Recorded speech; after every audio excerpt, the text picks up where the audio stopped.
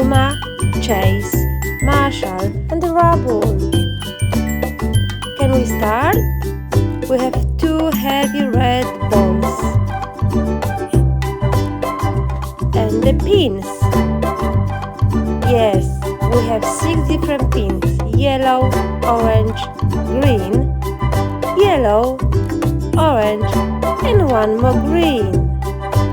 This is our full set. Who wants to play first? Ooh!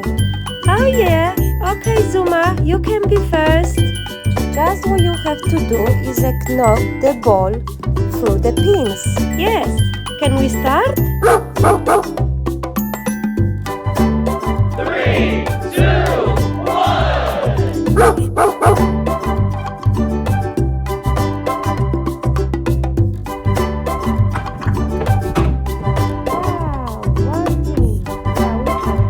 Ball. 3, 2, 1.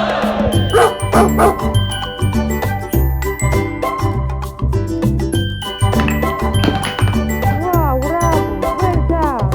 2 pins. Time for Chase. 3, It's your turn. 1.